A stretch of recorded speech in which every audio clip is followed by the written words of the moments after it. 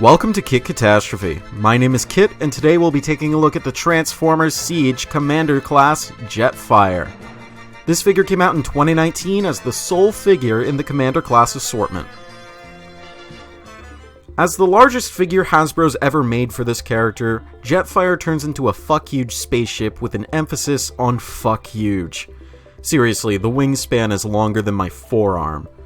Given the immense size and stature of this vehicle mode, it's obvious that he's meant to be the Autobot transport he was in the original cartoon, especially considering the entire extra passenger hold he's carrying up top like a turtle shell. Given that the engines are attached to it, I'm not sure how well this thing would fly. The color work all around is very nice and clean, even if it is pretty monochromatic. Some bits of gunmetal pick out venting and mechanical details which really help break up all of this white and red. It's such a shame that this vehicle mode has more than the lion's share of problems I have with this figure overall. From the side view, this spacecraft looks incredibly ugly, with tons of gaps appearing between the main body of the jet and the upper hold section, and the jet itself is covered in unsightly joints and recesses. There's a huge crevice in between JETFIRE's legs around the back that has no way of being filled. These faults bring what could have been an absolute masterpiece of a vehicle mode down to something that only really looks good from above. There are also these winglets up top that are able to be moved on a hinge, but they're a little too easy to move. I would have preferred a soft detent to quote-unquote lock them in place for vehicle mode. With all that out of the way, JETFIRE tries to make up for all these aesthetic and engineering problems with added play features. For starters, JETFIRE features a set of 3 landing wheels that are able to be deployed and hidden away. They also roll, which is something we haven't seen on a retail Jetformer in God knows how long. JETFIRE also has 4 posts sticking out on the underside that, for the life of me, I couldn't figure out just what they were supposed to be. Apparently, these are supposed to be handles from which figures can dangle. Now, I don't have a flight stand big or strong enough to carry the weight of this jet, but he does have a hole in the bottom for one, presumably. Folding down the nose cone allows access to the cockpit, and after you remove an included piece of mechanical detail, you'll find that this space is meant to accommodate a Titan Master. The upper cargo hold has space for 2 additional Titan Masters, but the cavity is hard enough to access as is, and even harder to photograph well. JETFIRE also comes with his own blast effect parts, which can split into 3 separate components each. They're easily the best ones to come out of Siege as far as my collection goes. I don't have Omega Supreme, so I can't speak for those. Finally, all of Siege JETFIRE's weapons, which I'll get into when we get into robot mode, can all combine to form a massive block of fuck you firepower, which can peg on top of JETFIRE's vehicle mode for storage. There's definitely a lot to do in this mode, and I feel it mostly makes up for its faults. Mostly. For some reason, I couldn't help but think about Cybertron's Supreme Class Starscream while I was transforming Siege JETFIRE. It seems to me that Commander Class JETFIRE takes a page out of the old Unicron Trilogy Supreme Class's book, since most of JETFIRE's transformation involves moving huge sections of vehicle mode mass around to form the robot. However, this figure also shows the net increase in engineering quality over those 15 years by including lots of minor steps to fill in gaps and to refine the overall design. For instance, Siege JETFIRE has panels that simultaneously close the gaps on the insides of his legs and hide away about half of the rear booster mass, something the likes of Cybertron's Starscream would never do. The logic of the conversion is pretty easy to follow, so one shouldn't have too much trouble. Siege JETFIRE transforms from a massive spaceship into a 12-inch tall robot which looks like it stepped right out of the original cartoon, and I mean that in a good way. The design of Skyfire was really striking and memorable, and it's nice to see this figure take more inspiration from it. I don't think I can pin all of the problems the vehicle mode suffered from onto chasing that legendary show-accurate robot mode, since Hasbro's track record regarding aerial vehicles has never been that great to begin with, so I'll refrain from harping on this figure for that specific design choice. That being said, this robot mode is easily the least compromised part of this figure, hands down. Siege JETFIRE is clean from every angle, with hardly any kibble to speak of. Sure, the back pod only compresses slightly and looks a bit ugly, but the effect it has on JETFIRE's balance and articulation is negligible at worst. Also, the wings compress their span considerably, to good effect. This robot mode is capital S solid, except for the wrist connections, which are unfortunately easy to dislocate, as are the connections holding the shoulders to the torso. They can be annoying, but are avoidable. The head sculpt, much like those of most of the Siege lineup, is downright stunning and pretty much completely G1 accurate. It also does that thing I liked about a lot of Cybertron head sculpts, where depending on your viewing angle, he can look either calm or furious, just due to the way the lines are sculpted. It allows far more character to come across while posing the figure, which I love.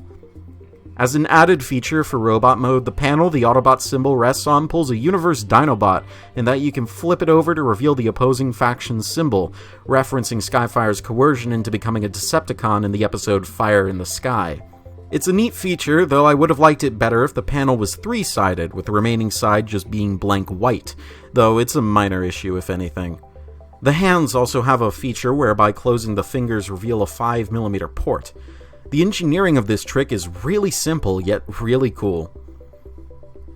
To appease the toy accuracy supremacists, the massive weapons rack from earlier splits apart to form a multitude of weapons and armor for Jetfire to equip and more closely resemble the original Macross Valkyrie, if only slightly. First are a pair of H5 photon missiles, which peg onto the ends of Jetfire's wings.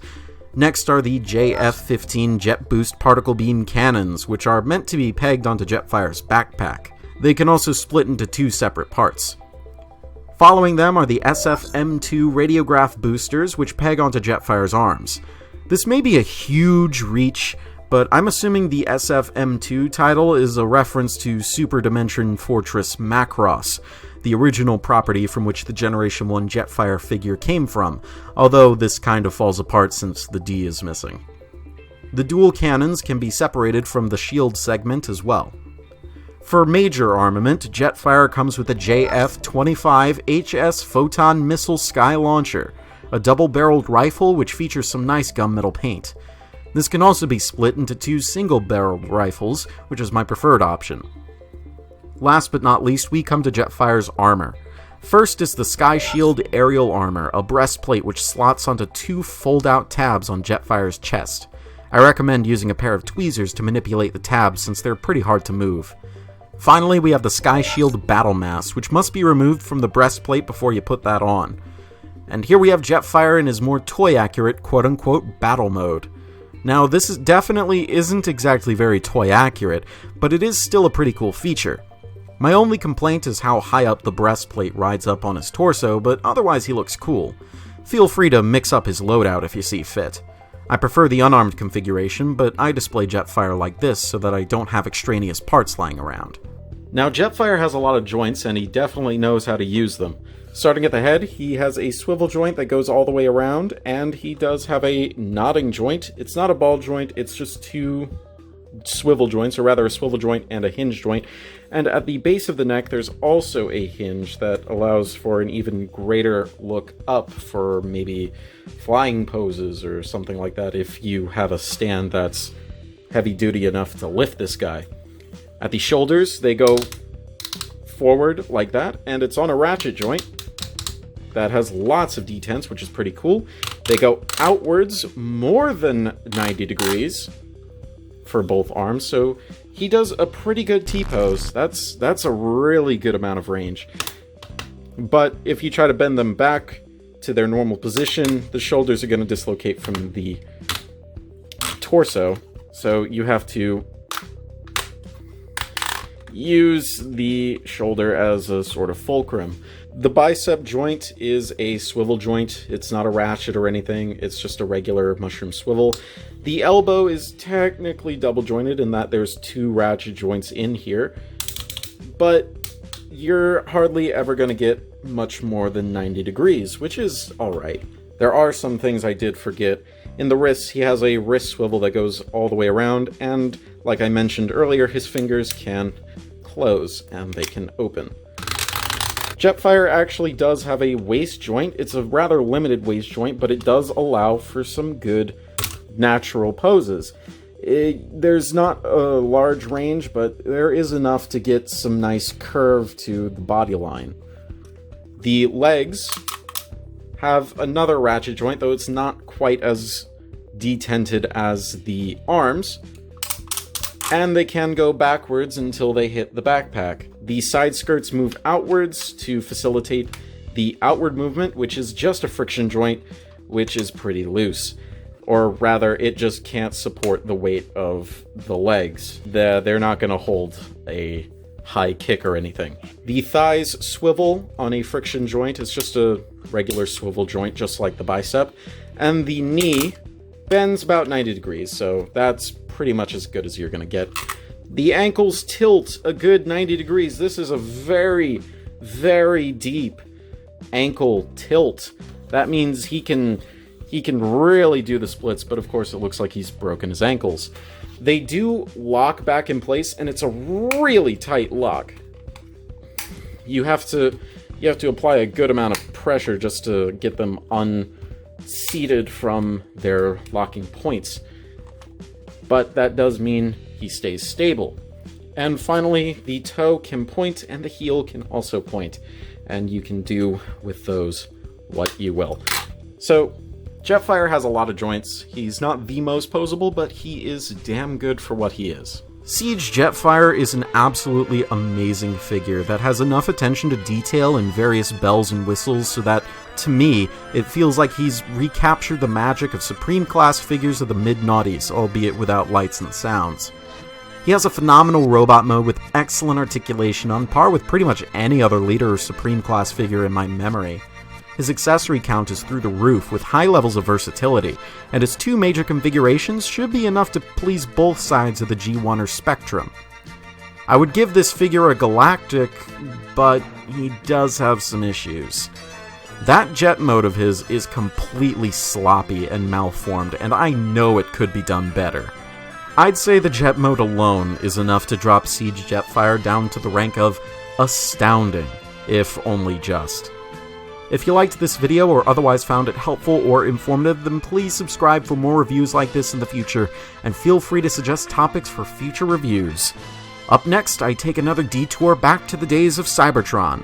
This has been Howdy, and welcome back to Runestone Reborn. My name is Rune, and continuing the Transformers Armada Marathon, we'll be taking a look at Deluxe or Supercon Blur with his Minicon Incinerator. This set came out in 2002 as part of Wave 3 of the Supercon Assault. Hey, that's my shtick. Oh hey Kit, fancy doing a collab on this toy? Yeah, sure.